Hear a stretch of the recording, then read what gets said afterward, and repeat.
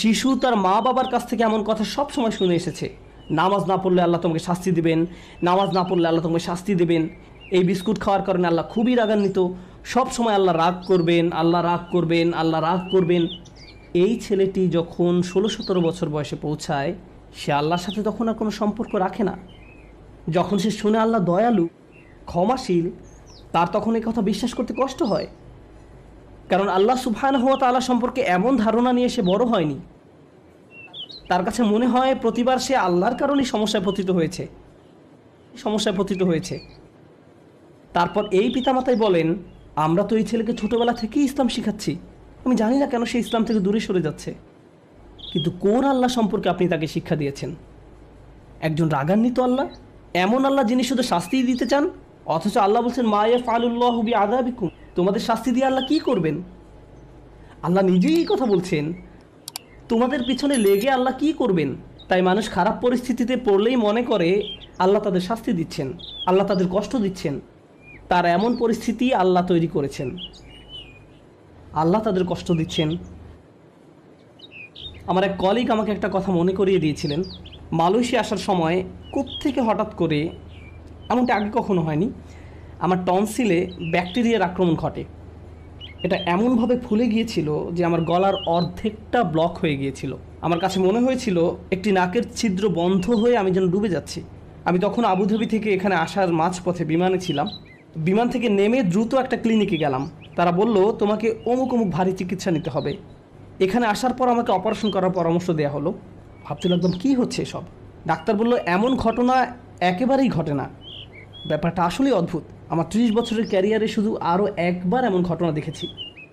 তো আমি হাসপাতালের বেডে শুয়ে আছি আর অপারেশনের জন্য অপেক্ষা করছি। তখন আমার এক কলিগ আমাকে মনে করিয়ে দিল যে এই মুহূর্তে তোমার জন্য এটাই শ্রেষ্ঠ জায়গা। এই মুহূর্তে হাসপাতালের এই বিছানাই তোমার জন্য সর্বোত্তম জায়গা। এটাই তোমার জন্য আল্লাহর পরিকল্পনা।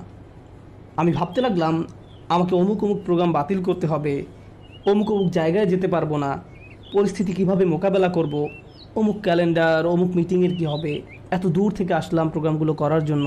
তারপর হঠাৎ করে আমার কলিগের এই কথা আমার সব কিছু শান্ত করে দিল।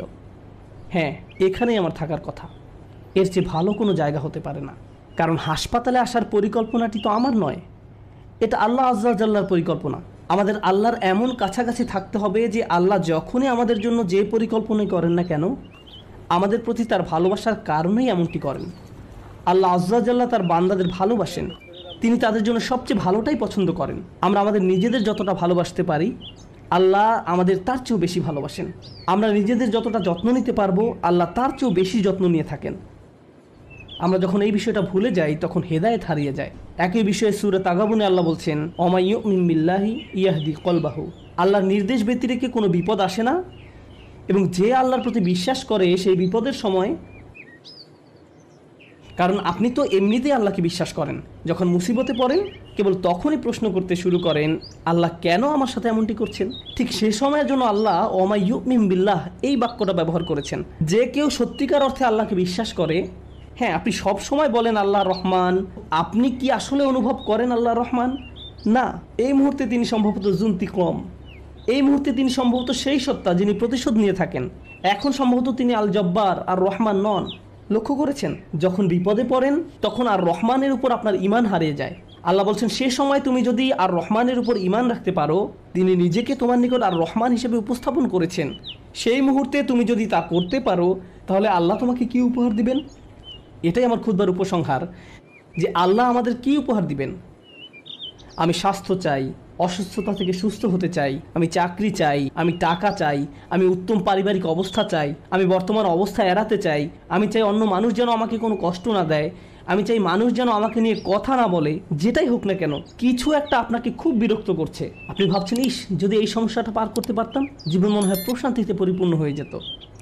আমাদের সবারই জীবনে কোনো না কোনো সমস্যা রয়েছে যা আমাদের শান্তিতে ঘুমাতে দেয় না।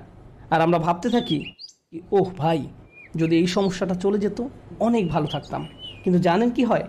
যদি এই সমস্যাটা চলে যায়, পরবর্তীতে আরেকটা এসে হাজির হয়। আর যখন নতুন সমস্যা এসে দেখা দেয়, আপনি ভাবেন পূর্বের সমস্যাটা আরও সহজ ছিল। এটা তো অনেক বড় সমস্যা। আপনি যদি আল্লাহর উপর ভরসা রাখতে পারেন, আল্লাহ আপনাকে কি দিবেন? তিনি আপনার সমস্যা শেষ করে দেন না, এই পৃথিবীর জীবনে আপনি কখনো সমস্যা ছাড়া থাকতে পারবেন না। যদি সমস্যা চলে যেত তাহলে ইয়াকুব আলাইহিস সালামের জন্য আমাদের তুলনায় অনেক আগেই সেটা দূর হয়ে যেত। যদি ঈমান থাকার মানে হয় আপনার কোনো সমস্যা থাকবে না, তাহলে মরিয়ম আলাইহিস সালামের কোনো সমস্যা থাকা উচিত ছিল না। রাসূল সাল্লাল্লাহু আলাইহি সাল্লামেরও কোনো সমস্যা থাকার কথা ছিল না। আল্লাহর কাছাকাছি মানুষদের জীবনী পড়লে আপনি দেখবেন তাদের জীবন ছিল সমস্যায় পরিপূর্ণ, বড় বড় সমস্যা। আর আপনি শুধু এই সমস্যাগুলোর কথাই পড়ছেন। আপনি পড়ছেন তারা কিভাবে একটা সমস্যা থেকে আরেকটা সমস্যা জীবন অতিবাহিত করে গেছেন। আল্লাহর একজন মহান রসুল ছিলেন ইউসুফ আলাইহিস সালাম। তার জীবনের দিকে তাকালে দেখবেন ছোটবেলা থেকেই তিনি সমস্যায় আক্রান্ত ছিলেন। তাহলে আমি এই প্রশ্নটি বারবার করছি, আল্লাহ তাহলে আপনাকে কি দিচ্ছেন? আপনার জীবনের অতি ভয়াবহ সমস্যার সময় যখন আল্লাহর উপর পূর্ণ বিশ্বাস রাখেন, এর বিনিময়ে আল্লাহর কাছ থেকে কি পাবেন? যখন মানুষ আপনাকে বলতে থাকে আল্লাহ তোমাকে অপছন্দ করেন, তাই তোমার জীবনে এসব ঘটছে, বিপরীতে আপনিও ভাবতে শুরু করে দেন আল্লাহ মনে হয় আমাকে শাস্তি দিচ্ছেন, তাই আমার জীবনে এসব বিপদ আপদ ঘটছে। সেই মুহূর্তে যদি আপনি আল্লাহ সম্পর্কে সুধারণা পোষণ করতে পারেন, আল্লাহর প্রতি ভালোবাসা, নির্ভরতা এবং বন্ধন বজায় রাখতে পারেন যে না, আল্লাহ আপনাকে কখনো ছেড়ে যাবেন না, এর বিনিময়ে তিনি আপনাকে কি দেবেন? তিনি সে লোকের হৃদয়কে পথ দেখান।